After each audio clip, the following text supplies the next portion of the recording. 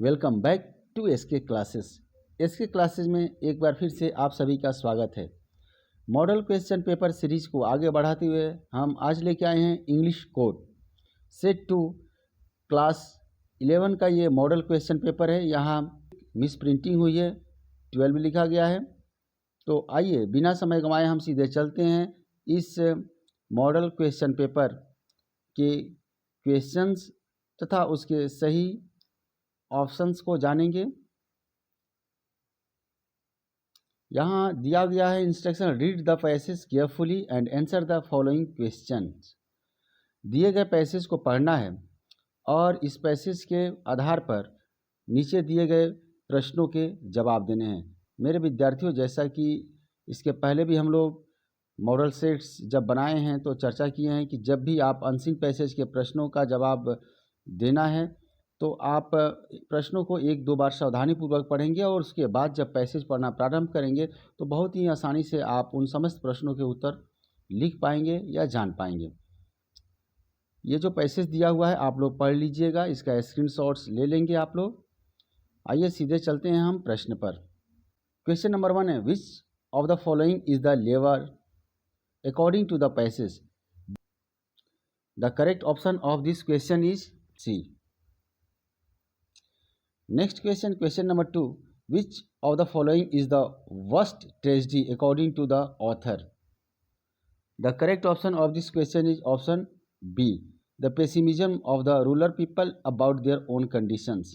Rural development was considered as a part of India's freedom movement because the correct option of this question is option B. The country comprised of mainly villages. Question number 4 है, the standard of living of human beings in the third world countries is. The correct option of this question is option C. Next instruction है, choose the word which means the same as given in the passage. यहाँ जो शब्द दिया गया है, word दिया गया है एनलाइटेंड, इसका सिनोनिम दिए गए विकल्पों में क्या है जैसा कि पैसेज में दिखाया गया है। The correct option of this question is option A, fully awakened. Instruction दिया हुआ है, choose the word which is opposite in meaning to the given word in the passage. Ameliorate दिया हुआ है और इसका ऑपोजिट दिए गए पैसेज के अनुसार क्या होगा, तो यहाँ वसन हो जाएगा। Next question, question number 7, in note making we avoid. ये कॉमन सा क्वेश्चन है।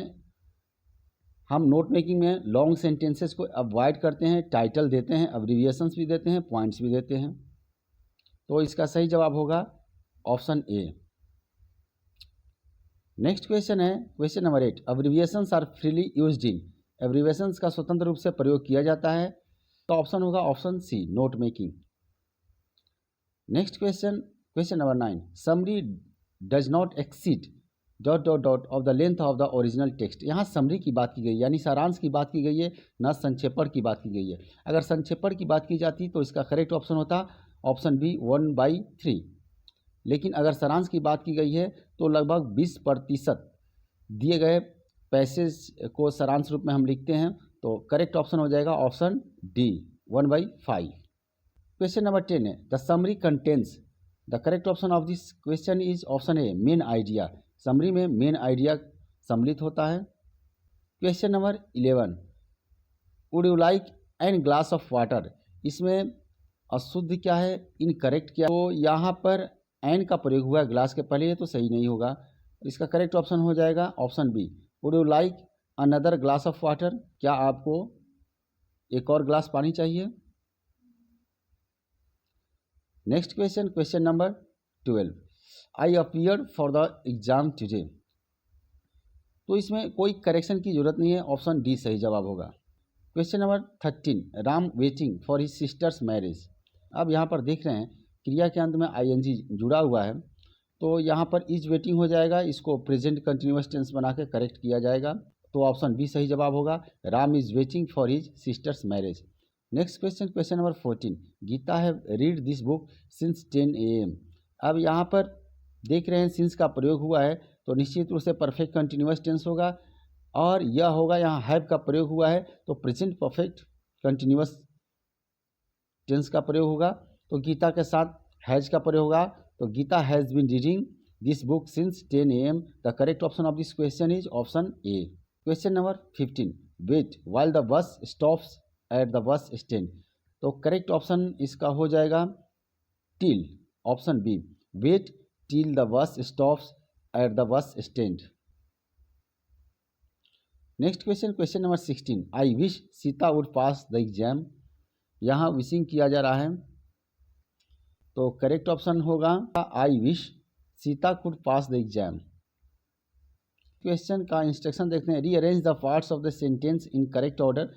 ये दिए गए सेंटेंस के पार्ट्स हैं, इसको करेक्ट ऑर्डर में रखना है ताकि अर्थपूर्ण वाक्य बने. अब देखते हैं. The sun rotates, third person singular number है, रोटेट्स हो जाएगा फ्रॉम ईस्ट टू वेस्ट, यानी QPSR. ऑप्शन में देखते हैं, यहाँ पर है QPSR, ये करेक्ट ऑप्शन हो जाएगा ऑप्शन ए. नेक्स्ट क्वेश्चन, इसको भी रीअरेंज करना है ताकि मीनिंगफुल सेंटेंस बन जाए. I support the poor every day. RQPS. Correct option of this question is option A. Question है you are request to help me. अब यहाँ पर रिक्वेस्ट का प्रयोग हुआ है, पैसिव वॉइस जब बनाएंगे इसको तो requested, you are requested to help me हो जाएगा. करेक्ट ऑप्शन हो जाएगा ऑप्शन बी.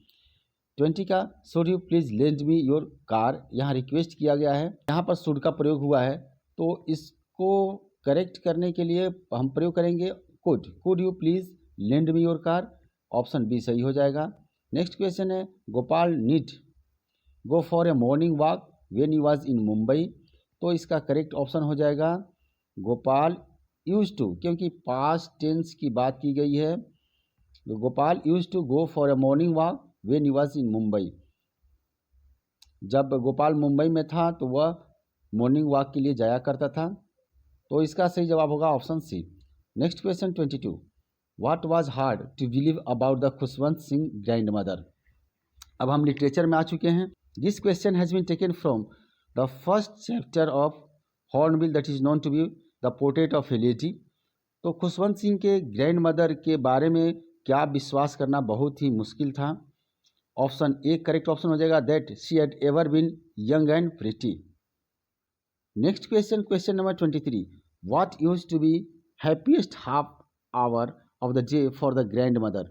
ग्रैंड मदर के लिए वह आधे घंटे का जो समय होता था सबसे खुशनुमा होता था. वह समय क्या होता था? The correct option of this question is option C. It was the time when she fed the sparrows. जब वह स्पैरोज को दाना डालती थी तो वह उसके लिए सबसे खुशनुमा पल होता था. Next question, question number 24. What took the place of the village dogs in the grandmother's life in the city.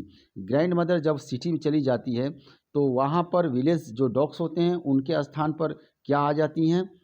Correct option of this question is option A sparrows. क्योंकि अब ग्रैंड मदर को खुशवंत सिंह को लेके school छोड़ने जाना नहीं है ताकि रास्ते में विलेज डॉग्स मिलें, उसको घर में ही रहना है. खुशवंत सिंह के लिए स्कूल बस आती है और उसी से वे विद्यालय जाते हैं. अब जो विलेज डॉग्स थे उनके जगह पर स्थान मिल गया है स्पैरोज को. Next question, question number 25. The weight of the wave walker was. This question has been taken from we are not afraid to die if we can all be together. Second chapter से लिया गया hornbill के. तो wave walker जो boat था उसका वजन कितना था? The correct option of this question is option B 30 tons. Next question 26. The voyage went on peacefully up to. जो समुद्री यात्रा थी वह शांतिपूर्वक भी थी. कहाँ तक? The correct option of this question is option A Cape Town. Next question 27. What was the full name of Sue? This question has been taken from We are not afraid to die if we can all be together. ये सू जो है writer की बेटी का नाम है, short नाम है, उसका पूरा नाम था Suzanne. The correct option of this question is option C. Next question 28. In the poem the voice of the rain which of the following is personified.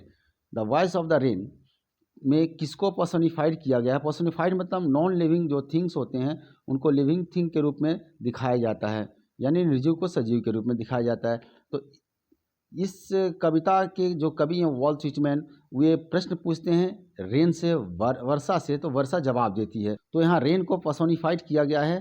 The correct option of this question is option D rain. Next question 29.